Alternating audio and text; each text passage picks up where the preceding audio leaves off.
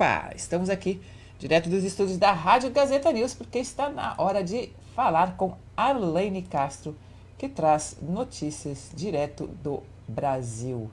Alô, Arlene, boa tarde. Olá, Cecília, boa tarde. Arlene, hoje nós temos nossa quinta-feira, né? Cheia de novidades no Brasil, sem a menor dúvida, pois sabemos que hoje já aconteceram muitas coisas, inclusive podemos até, antes mesmo de falar dos números, falar da troca de ministro, correto? Cecília, com certeza. A primeira é sobre a demissão do ministro da Saúde, Luiz Henrique Mandetta, que estava à frente do ministério desde o início do governo, em janeiro de 2019. Mas ele e o presidente Jair Bolsonaro entraram em conflito desde o início com relação ao enfrentamento da pandemia. Bolsonaro defende o isolamento vertical, onde somente idosos e pessoas com doenças crônicas ficam em casa, e a reabertura do comércio, enquanto Mandetta seguiu à risca as orientações de isolamento social total, indicado pela Organização Mundial de Saúde e de outros órgãos, para tentar conter a transmissão do coronavírus em solo brasileiro. O médico oncologista Nelson Tais, que atua em São Paulo, desembarcou em Brasília e foi convidado a assumir o Ministério da Saúde. Ele também afirmou que o enfrentamento da crise não pode levar em conta apenas fatores econômicos ou fatores sanitários, mas disse que não haverá uma definição brusca em relação às orientações sobre o isolamento social. Pois é, a gente está aí também com essa notícia aí dessa troca de ministro. E aqui, né, falando, não é bem troca de nada, mas aqui também um pouco de, vamos dizer, né, um pouco de política, né, que vários estados aqui, já governadores, começam aí a pensar, né, num plano de reabertura econômica dos Estados Unidos. Por aqui, pelo menos 16, né, desses estados, vamos dizer, né, estão aí a partir da próxima semana querendo, vamos dizer assim, pensando já nessa reabertura. O anúncio mais recente foi do governador do Alabama, né, que deve apresentar ainda amanhã, né, os planos do estado para voltar à atividade no dia 1º de maio. Enfim, inclusive a gente está com essa reportagem no nosso site aqui, gazetanews.com, assim como também o governador do Texas e vários outros aí, inclusive estão falando, inclusive o governador aqui da Flórida, né, também já está pensando nisso. Ele anunciou aí uma formação de uma força-tarefa também essa semana. E aqui, Cecília, com relação aos estados, já que você citou aí também, a maior parte dos estados brasileiros afirma que não pretende seguir a orientação emitida pelo Ministério da Saúde, no caso a última orientação, né, que é em caso de folga de mais de 50% na estrutura hospitalar, de iniciar a migração do isolamento social para o sistema mais brando, com foco nos grupos de risco. Pelo menos 19 estados disseram que ou vão manter, ainda sem prazo definido, o isolamento social em quase totalidade, ou pretendem flexibilizar apenas alguns pontos do isolamento social, mas não todos. Pois é, inclusive eu estava conversando agora há pouco com uma advogada que passou pela Covid-19 lá em Nova York, ela falando do governador de Nova York, que ele é muito cauteloso, né, e não tem essa previsão, claro, para o dia 1º de maio, inclusive estava também no nosso site lá, ele e vários, como Califórnia, né, também, e Oregon, Washington, né, formam um bloco aí da costa aqui oeste também, como New Jersey, Connecticut e Pensilvânia, que não definiram ainda a data de reabertura, mas especula-se que seja para o dia 1º de junho, não agora maio. Então, quer dizer, ainda vão prorrogar. Como eu disse, estão usando muita cautela, porque, como a gente sabe, inclusive em Nova York, claro que é o epicentro aqui da pandemia aqui nos Estados Unidos. É necessária cautela, sim, Cecília, principalmente, e aqui no Brasil, que essa pandemia toda nos Estados Unidos já está acontecendo, no caso, né? Então ela acontece diferente, até em diferentes períodos. E aqui no Brasil, a gente ainda coloca no início, a gente quer acreditar que está no início, né? Porque pela previsão que eles fazem e em relação de casos. Porém, os casos vêm aumentando com mais intensidade nas últimas 24 horas. Todo dia, tanto a relação de morte quanto os casos de infectados. E o último boletim do Ministério da Saúde desta tarde aponta já são quase 2.000 mortes, 1.924 mortes, e ontem eram 1.736, ou seja, um aumento de 10,8% em 24 horas. E são 30.425 casos confirmados, ontem era por volta de 28.300, um aumento de 7,4%. São Paulo tem 853 mortes e 11.568 casos confirmados. Em 7 dias, o total de mortes no Brasil subiu 82,4%. Os estados com mais mortes confirmadas são São Paulo, Rio de Janeiro, Pernambuco, Ceará e Amazonas. Ontem houve o primeiro caso em Tocantins, então agora todos os estados brasileiros registram mortes pela Covid-19. Pois é, e já atualizando também os números daqui, coronavírus aqui, os casos nos Estados Unidos, 674.829. Mortes são 34.475. Claro que a gente tem aqui o estado de Nova York liderando, aí com 226.198 casos e com 16.106 mortes. Depois vem New Jersey, Massachusetts, Michigan, Pensilvânia. A Flórida vem logo também com 22.897 casos e 633 mortes, esses números atualizados hoje. Com relação, eu vou falar agora, Cecília, com relação aos leitos de UTI, porque a gente faz uma previsão também dos casos aqui, como estão crescendo, né? Então, faço também a previsão dos hospitais de leitos e respiradores, etc. Com relação aos leitos de UTI, que é a preocupação maior com relação à população, nesta quinta-feira, o Ceará atingiu 100% da ocupação das unidades de tratamento intensivo, as UTIs, específica para tratar pacientes com coronavírus. O estado possuía 48 pacientes na fila de espera até a manhã de hoje. O número de pessoas infectadas no estado chegou a 2.386 e o número de óbitos chegou a 124, pelo menos até então. Havia 169 pessoas hospitalizadas com Covid-19 em UTIs lá. Desse total, 113 estavam em Fortaleza. Em São Paulo, que concentra o maior número de mortos infectados, o primeiro hospital atingiu ontem, quarta-feira, 100% de ocupação de leitos de UTI. Pois é, aqui a gente teve, como eu disse, eu estava conversando aí com uma sobrevivente aí do Covid-19, lá de Nova York, que inclusive continua, né, as hospitalizações, graças a Deus, continuam caindo em Nova York, mas claro que o isolamento é mantido. Como a gente falou essa semana, o governador inclusive disse que Nova York chegou no pico, estabilizou e agora a tendência é cair o número de mortes também, assim como está caindo o número de gente nos hospitais. Aí seria assim uma boa notícia, um pouquinho mais otimista aí para a cidade de Nova York, não querendo comparar com São Paulo, claro, que a gente que ainda estão em times diferentes, mas são as duas, né? Cada uma do seu jeito, o epicentro aí da pandemia nos seus devidos países, certo? É exatamente, Cecília. E por aqui, o que o novo ministro já disse, que ele ainda está fazendo declaração, né, ao vivo, mas o que ele já falou com relação ao pegar esse cargo é que ao enfrentamento da pandemia, o principal obstáculo que a gente tem, e realmente é isso mesmo, é a falta de informação com relação aos estados, para ter uma informação correta e mais precisa com relação aos dados dos estados, né? Tanto com relação aos leitos, aos hospitais, aos casos que já vem sendo confirmados ou não, os casos descartados. E por isso ele falou que essa falta de informação é que dificulta todo o trabalho. Por isso que ele falou em isolamento social, sim, vai manter, porém, talvez não precise manter em todos os locais, porque não são todos que são atendidos da mesma forma, né? E interessante é um censo que o Ministério da Saúde pediu sobre as UTIs, pediu para os estados, e uma previsão também que eles fizeram sobre isso. Porque até então, o país não tem um dado nacional consolidado sobre a utilização dos leitos de UTI. Os números têm sido divulgados de forma desordenada pelos estados, alguns com atualizações diárias e outros com notificações esporádicas e incompletas sobre as taxas de ocupação.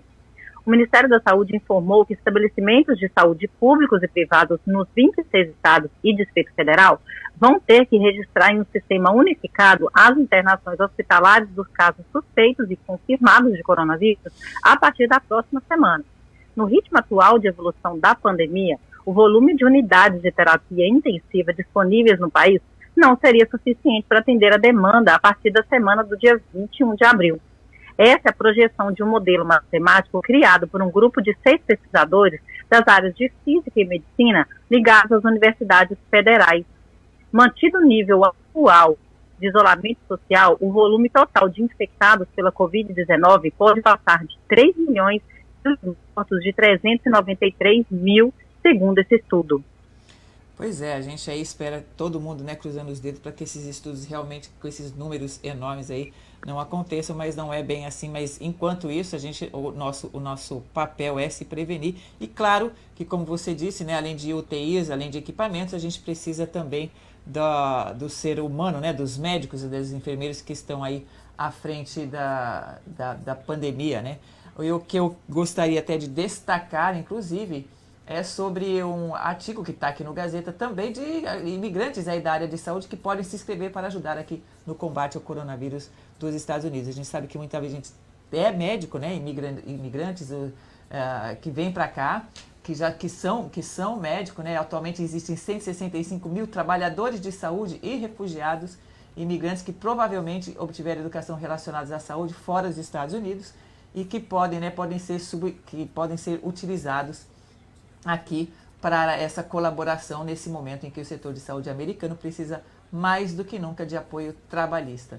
Enfim, a gente também está com essa reportagem na nossa página do gazetanews.com. Quem quiser dar uma olhadinha lá, vai que, né, que a gente sabe que tem muita gente ouvindo, vai que você é um desses profissionais, lá tá como você pode ajudar numa hora dessa. É isso mesmo, Cecília. O trabalho dos profissionais que estão na linha de frente é o mais importante, um dos mais importantes. Mas, infelizmente, aqui no Brasil também, assim como em outros lugares, o número de profissionais da saúde já infectados também, né, acometidos pela Covid-19, também aumentam. Em São Paulo, o hospital abriu contratação, é claro, para mais vagas. O governo federal, o Ministério da Saúde também já decretou, né, pediu já o cadastro de outros profissionais das áreas da saúde, na verdade quase todos os profissionais no Brasil, mesmo que não estejam atuando para fazer o cadastro, porque a previsão é que vai precisar, sim, de mais profissionais, né? Tanto pela queda desses que já estão na linha de frente, mas são acometidos, também pela necessidade que vamos ter, que pode vir a ter também, em mais lugares. Como os hospitais de campanha também, que estão abrindo quase todos os estados já estão abrindo nos estádios de futebol os hospitais de campanha para tratar, né, os casos mais leves, por enquanto os casos mais leves e os medianos com relação ao Covid-19. Pois é. Bom, antes da gente fechar aqui, vamos fazer o nosso comercial, nosso bloco comercial, afinal de contas, anunciantes que continuam aqui com a gente. É importantíssimo, daqui 30 segundinhos a gente volta a falar. Segura aí. YouSend, remessas de dinheiro, pagamento de contas online, recarga de celular, fácil, rápido, seguro. Use o nosso app e transfira dinheiro a qualquer hora, em qualquer lugar. Use o código Gazeta e tenha desconto de R$ 4,99 na taxa de envio. The Berman Law Group. Se você se envolveu em um acidente de carro, você precisa de um advogado. Bateram no seu carro? Você tem que ligar para Berman Law. Seu advogado só recebe se você receber. Se você não receber, você não paga. Ligue para 1-800-375-5555 para uma consulta gratuita. Âncora Seguros. Nosso negócio é seguro. Automóveis, propriedades, empresas. Desde 1995, servindo a comunidade brasileira. Ligue grátis. 800-675-5147. 800-675-5147. Latinos Meat Market. O supermercado da família latina. Grande variedade de produtos do Brasil, Peru, Colômbia, México. 1718 da West Hillsboro Boulevard, Deerfield Beach. Então, voltando, Arlene, eu queria destacar aqui hoje, né, o nosso presidente Trump, ele conversando, quer dizer, já se pronunciou, ele anunciou, né, vamos dizer assim, aí, uma sugestão de reabertura da economia em 3 fases, né? Então ele disse que numa primeira fase, né, seriam as diretrizes seriam locais maiores, né, como restaurantes, né, e cinemas poderão operar novamente com um distanciamento social restrito, né, de acordo com uma cópia vista pela Reuters. Vamos ver, é isso que a gente viu. Viagens não essenciais poderão ser retomadas e as escolas poderão abrir suas portas novamente na fase 2. E na fase 3, as pessoas clinicamente vulneráveis poderão retomar as interações públicas. Ou seja, ele disse que aos governadores que alguns poderiam reabrir seus estados até 1º de maio ou antes. Ele também deve anunciar em breve planos de contratação para rastrear a propagação da doença, isso segundo o New York Times. Enfim, a gente tem todas essas declarações também. Eu sei que no Brasil, cada dia a gente pega uma declaração diferente. Como eu já disse, inclusive, está na matéria, que é matéria do Gazeta, a gente falando, como a gente falou no começo, alguns estados já programando a reabertura da economia. Cecília, com relação à economia também, aos trabalhadores, e no caso aqui no Brasil, como ainda a pandemia está um pouco atrás dos Estados Unidos em relação ao período de acontecimento, pelo menos até o dia 30 de abril, até o final desse mês, esse isolamento que tem sido pedido aos estados, aos municípios, que os governadores estão mantendo, estão fazendo de tudo, no caso, para manter, né? Porque pelo menos até o 30 de abril, que era a previsão já para ter passado a previsão do pico, na verdade, né? Entre abril e maio. Então, estão pedindo esse isolamento, realmente tem que ser feito até esse período, justamente para não haver uma demanda maior nos hospitais. E que até lá, espero que até lá mesmo com infecção, casos de infecção serão menores e não vai para poder achatar a curva, né, que eles falam da previsão na demanda dos hospitais, no caso. E hoje, Cecília, a notícia é boa sim, né, em relação ao período para quem não está trabalhando aqui, é sobre o auxílio emergencial para as pessoas que estão sem trabalhar, para as pessoas que já estavam desempregadas e sem renda, né, que no caso essa pandemia veio, assim, para poder tirando realmente todo mundo necessitando de ajuda. A Caixa Econômica Federal começou a pagar nesta quinta-feira a primeira parcela do auxílio emergencial para os beneficiários do Bolsa Família e para os trabalhadores que se inscreveram no programa por meio do aplicativo e do site. Até ontem já haviam sido pagos cerca de 3,2 bilhões de reais a 4,9 milhões de pessoas. Trabalhadores inscritos no cadastro único e que não recebem o Bolsa Família também já começaram a receber o benefício na semana passada. Foram acreditados os recursos para os que têm conta no Banco do Brasil ou poupança na Caixa. E nessa terça-feira, tiveram início os créditos para os que vão receber via poupança digital da Caixa. São 3 calendários de pagamentos diferentes. Um para os beneficiários que recebem o Bolsa Família, um segundo para os inscritos no cadastro único que não recebem o Bolsa Família e mulheres chefes de família, e um terceiro para quem se inscreveu para receber o auxílio emergencial através do aplicativo ou do site do programa. Pois é, você falando aí até a gente está falando de ajuda emergencial aqui também, desde quarta-feira, né? O governo já começou a depositar o dinheiro, o valor de $1.200 nas contas dos cidadãos americanos.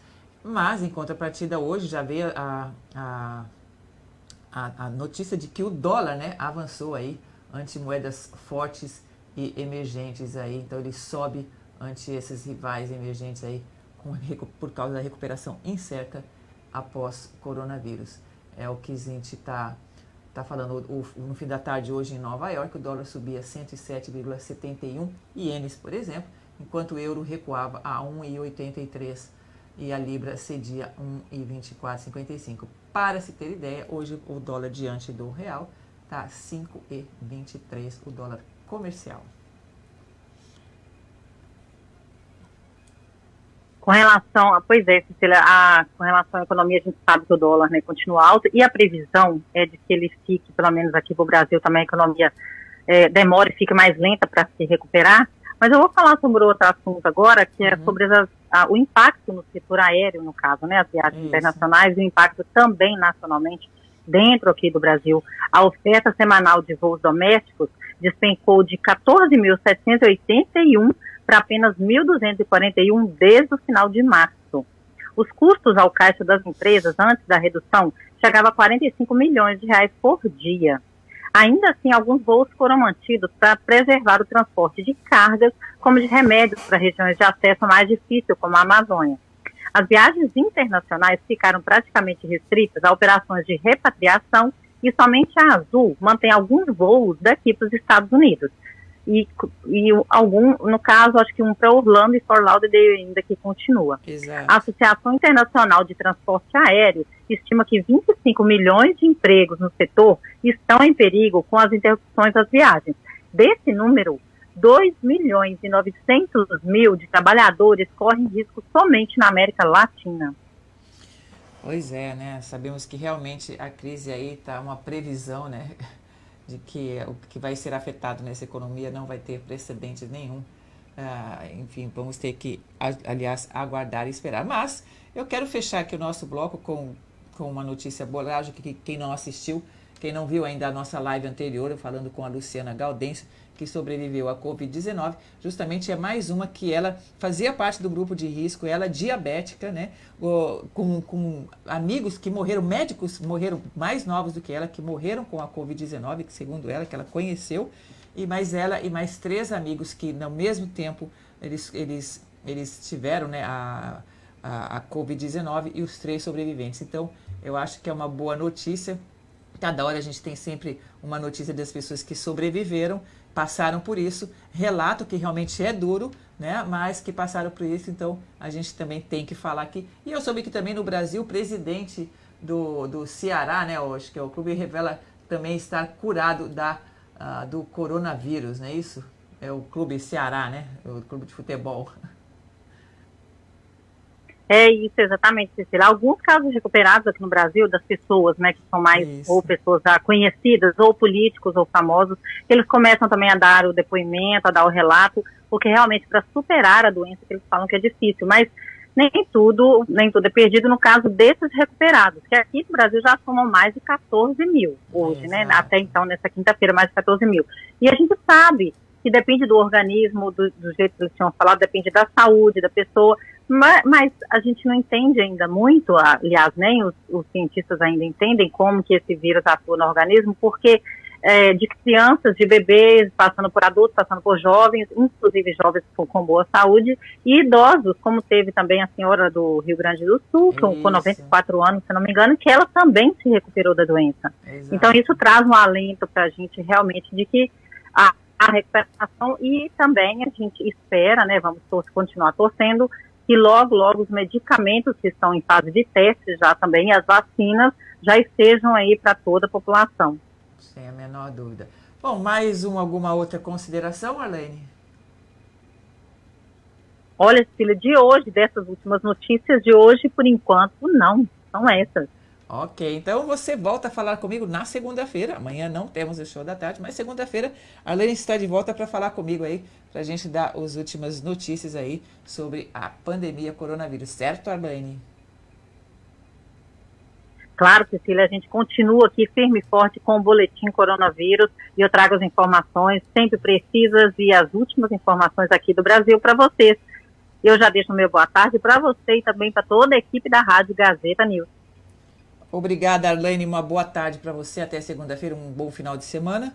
E para vocês que estão aqui, o show da tarde acabou por aqui, mas eu volto segunda-feira com também aí entrevistas e, claro, falando um pouquinho aí de notícias do Brasil também com Arlene Castro. Muito obrigado pela sua companhia e continua com a gente aqui na Rádio Gazeta News.